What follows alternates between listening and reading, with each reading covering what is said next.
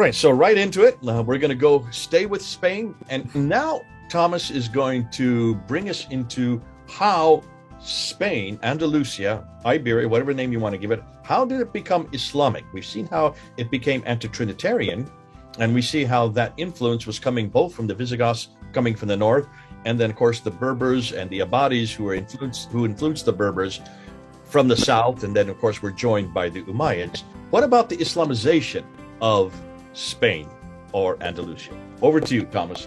Help us out with this. Yeah, thank you very much. I've got another presentation prepared, of course. Now we're looking at part 2 of my presentation on Spain. Called this one Al-Andalus, because now we're looking at how Hispania basically turned into Al-Andalus. And again, I want to start by taking a step back real quick. So if you remember, we talked about why Muawiyah chose Damascus as capital for his caliphate, because it was one of the most important Christian pilgrimage sites of their time, and for an Arab ruler, it was always important to be a protector of a sanctuary. And we've seen the coin, if you remember, in that episode, where you can see the ruler being the protector of the head of John the Baptist. Then after Muawiyah, well, we know, then first came Abd al-Malik, then came al-Walid. But then once al-Walid died, his brother became the next caliph. And that was al-Hisham. He became caliph in 724. And he did something strange, because he moved his capital from Damascus to Resafa. And Resafa, that's quite a bit further to the east. It's near modern-day Raqqa. Yeah. And he completely rebuilt Resafa in a Persian style. So before him, it was really destroyed in a way, not completely destroyed, but it was really in bad shape. But he moved out there, out of the glorious Damascus, where al-Walid built the Umayyad mosque, and where the Umayyads have set up their caliphate, their capital. So he moved out of there into this backwater place, into Resafa. And it has always been a mystery to historians, even back in the day. So, for instance, we have even Abd al-Hakam. He lived from 803 to 871, and he was an early historian.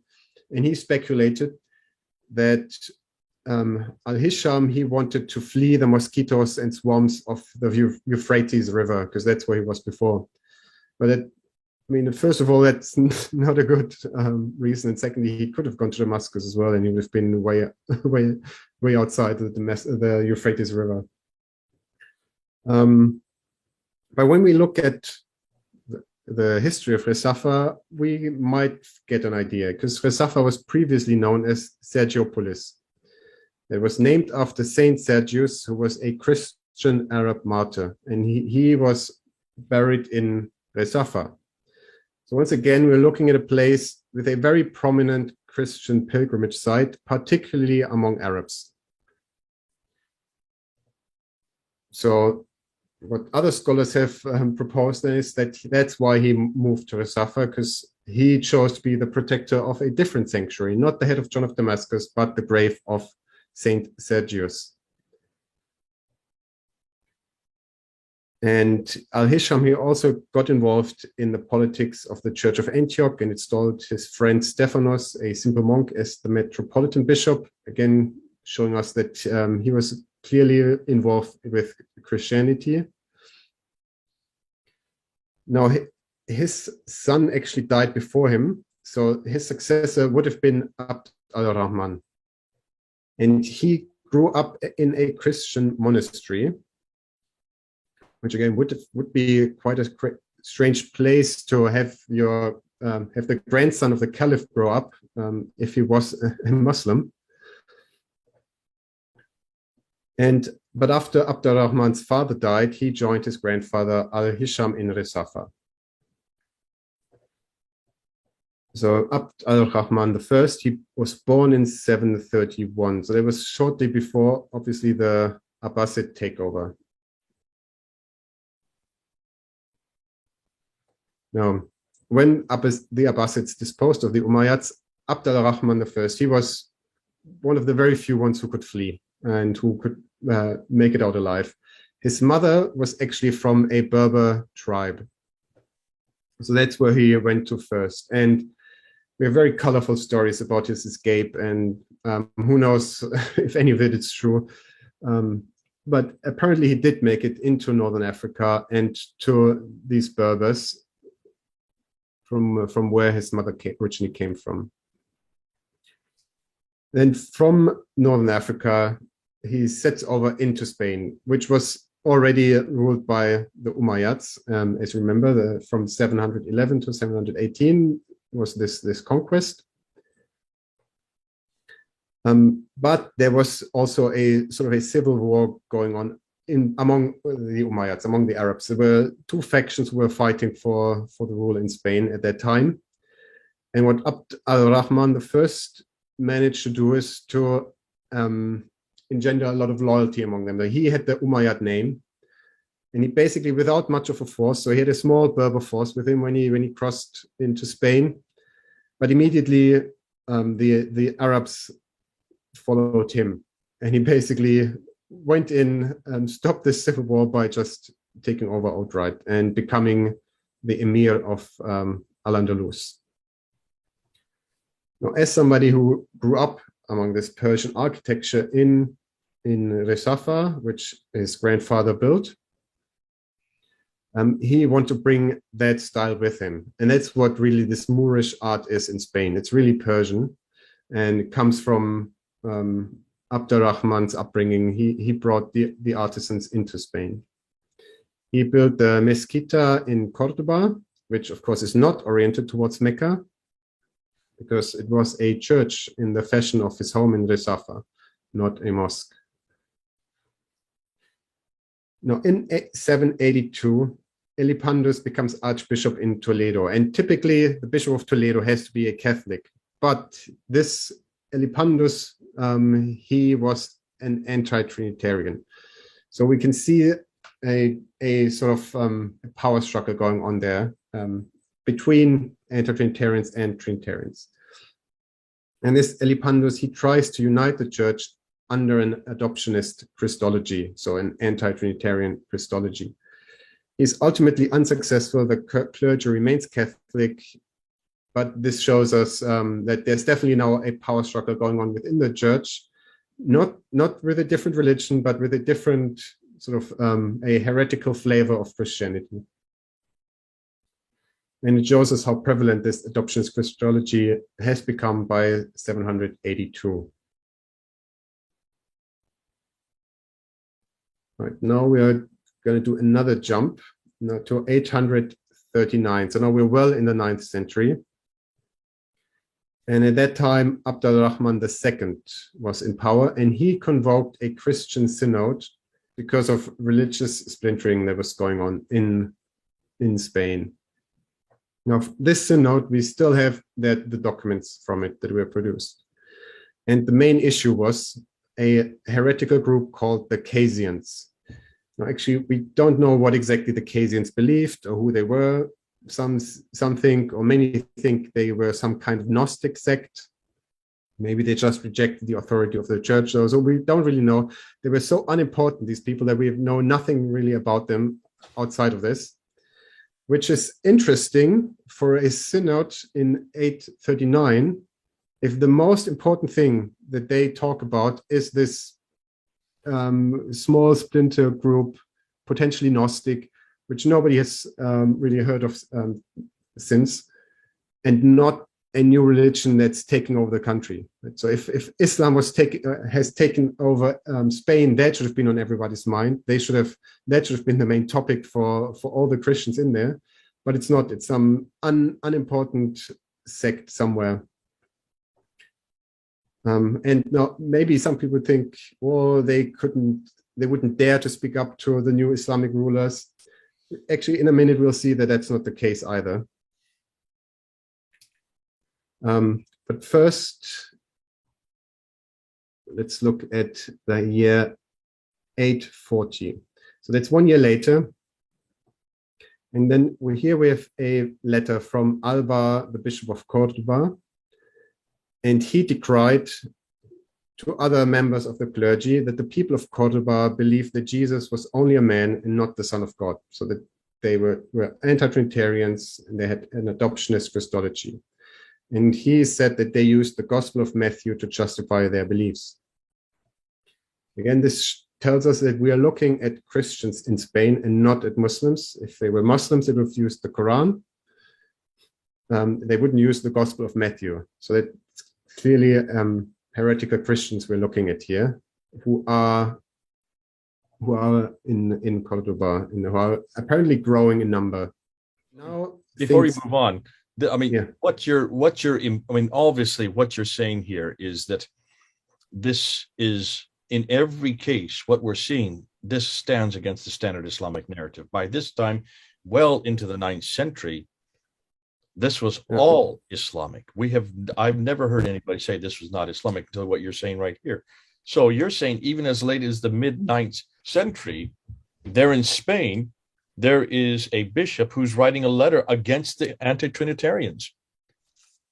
Yes. It would make no sense. Exactly. So it would make no sense if Islam was the dominant religion at this time, which would be anti-Trinitarian.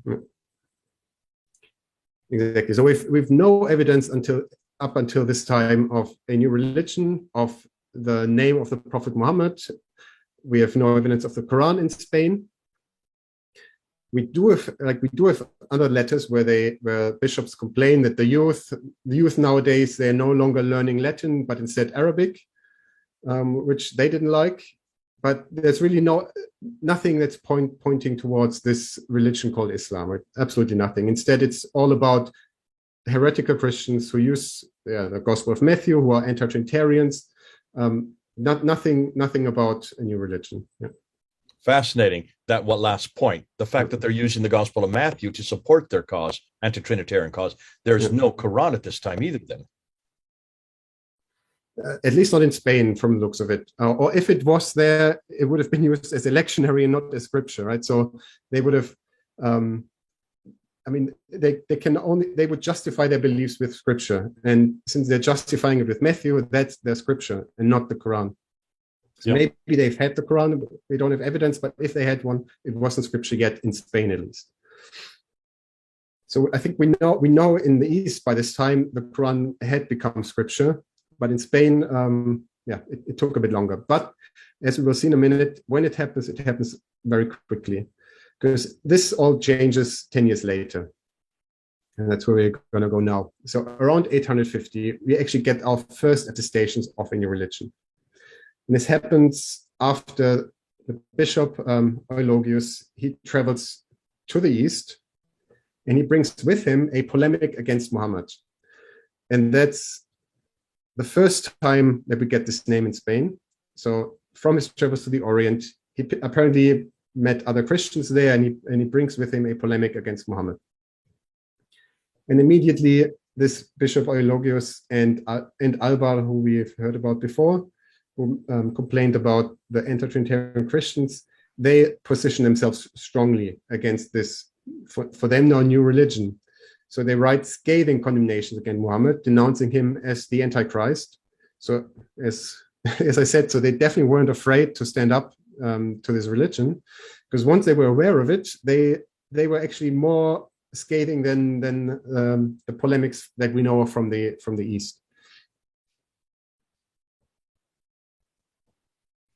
And what we can see now is that this tipping over point that we've talked about when we looked at the caliphate in the East, so in Syria and Iraq and Iran, where it really happens slowly. In Spain, it happens very quickly, because now Abd al-Rahman II, who 11 years before convoked this Christian synod, he's heavily pushing this new religion, if you will. And what we see is that persecutions of Trinitarian Christians started around this time, around 850.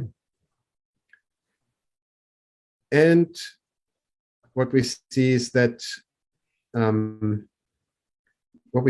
also that among the, let's say, the general population, from the evidence that we have, it seems like they were already mainly anti-Trinitarian, and they actually condemned these martyrs, these Trinitarian Christians who got killed, and they didn't condemn the persecutors.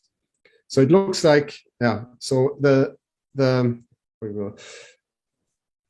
sort of all the conditions were right for this tipping over into this new religion, right? So we've had now lots of anti-Trinitarian Christians, and they've already studied the Arabic language, as I've just mentioned, and now this Muhammad religion comes in, right? And now, yeah, it basically tips over very, very quickly in Spain.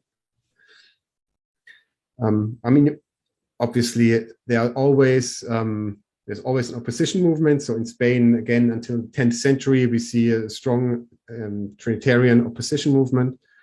But basically, by 850, this is around 850, this tips over, and it's then over for Christianity, if you will, and it's really over then under the Almoravid dynasty, which is then, but only in the 12th century, because they then impose a very strict Sunni Islam.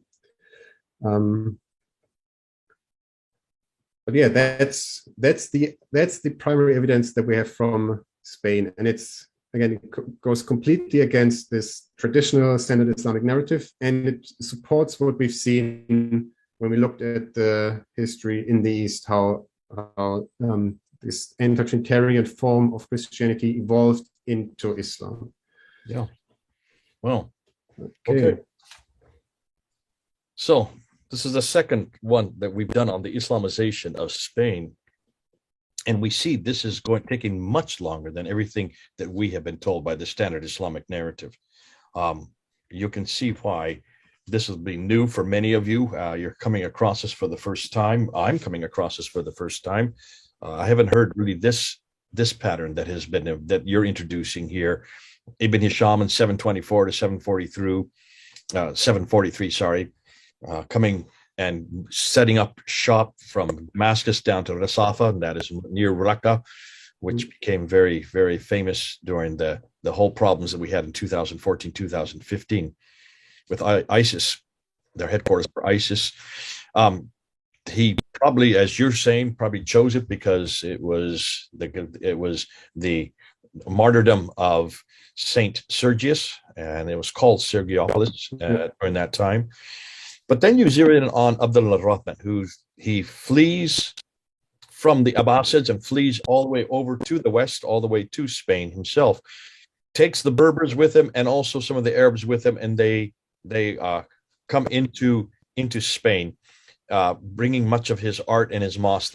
You talk about the Mezquita Mosque, and from that time, then you can see a strong anti-Trinitarian. And you're saying that Rahman I is really the one that brings this anti-Trinitarian focus as a ruler, as a one who is coming with power. I mean, they were anti-Trinitarian before, but what he really brings is this Persian mindset, if you will, or this appreciation for Persian art and architecture. He builds this mosque, the mosque, or which was back then a church. So obviously he promotes this anti-Trinitarianism, but it was already established in Spain, at least among the ruling class, the Umayyad ruling class. All right. And then you jump to the late 8th century to Elipandus, who becomes Archbishop of Toledo, tries to push his anti-Trinitarian views, does not succeed. And then in 839, now we're into the 9th century, Abdul Rahman, he convenes this synod, which has nothing to do with Islam, which you would think it would be if Islam was dominant at this time. The very next year, the Bishop of Albar of Cordoba writes a strong letter against the anti-Trinitarians. And fascinating, and this is what I thought was great, and you picked it up, and I'm going to just support this. He uses the Gospel of Matthew in his defense. He would have used the Qur'an, is what you're saying, if there had been a Qur'an at this time. Fascinating. Well, hold on a minute. If he is a Trinitarian, he would then use the Gospel of Matthew. You're saying that the Trinitarians. He said in his letter that these anti-Trinitarians use the Gospel of Matthew to justify their beliefs. Yeah. The fact that they use the Gospel of Matthew suggests that there's no Quran at this time. We're talking about 840. We're coming in towards the mid-9th century. Or at least no Quran as scripture, in Spain. And certainly not this far west, if there was. Yeah. And then you go into 850 when you have the Bishop Eulogius and also Albar condemning Islam categorically. Yeah. But from that time on, Abdul Rahman II then takes over, controls it, and now we see Islam as we see it in the East. It now is in the West. So you're saying around 850, mid-9th century is when Islam really came to the West, really came to Spain. Yes. Okay, and the whole idea between the Sunni and the Shiite, that's we haven't even got into. Then again, maybe I wasn't clear enough. So what happens in 12th century is that we get a very strict Sunni form of Islam. It has always been Sunni, but then by the 12th century, it becomes very strict and draconian. Yeah. Okay. So that's when also, really, wouldn't that have also been on both sides, both Spain and the East? You get a much more strict form of Islam coming in. Exactly. The Hanafi form of Islam. So that would fit the timeline. So we're now coming in, we're now starting to converge with the Islamic timeline, but we're talking about 10th, 11th, and 12th century where the convergence happens. It's the problem is the 7th, 8th, and 9th century. That's where it looks like you're bringing an entirely different timeline. And this timeline is based on evidence on the ground. Much longer, to me, that makes much more sense, that this is both political and theological. It did not come in a 22-year period. It certainly didn't even come in a 40-year period like the Standard Islamic Narrative would like to tell us. It happened hundreds of years, all the way up until the 9th century. If the beginning of the anti-Trinitarian movement really, and you said this very clearly, really begins with Abd al-Malik in the late 7th century, you're talking about another 150 years later before it really moves and has its influence and it takes over in Spain, over in the West, much, much later. Well, the anti-Trinitarian movement is in Spain soon after Abd al-Malik, but it doesn't evolve into Islam for centuries, right? So that's what takes so long. And it makes sense because you can't just take a entire country and like flip it on its head, right? It always takes time. Okay, all right. This is good. Thank you. Now we do need to talk, and there has been a viewpoint that this Islam that did come to Spain was a very benign, very benevolent form of Islam. I remember when I was down at Speaker's Corner, and I would have debates with Adnan Rashid. I don't know if you know his name, but many of you who are listening, you'll know who Adnan Rashid is. He has a huge following, 400, 500,000 subscribers on YouTube. He is very bellicose in his confrontation of Christianity. And he always uses Andalusian Spain as the counter to what Christianity has done in Europe. He says, well, look at what we as Muslims did in Europe. And he always loves to go to Andalusia and say, Andalusia was the paradise. This is what true Islam is. You're going to counter that in the next episode. And you're going to show us another story. There's a whole nother paradigm. I know where you're going to go with this because you're not the first to have come up with this, but we do need here, before we leave Spain, we need to see what Islam was like back there in that part of the world and at that time. Good. Well, until we do, this is Thomas and Jay, over and out.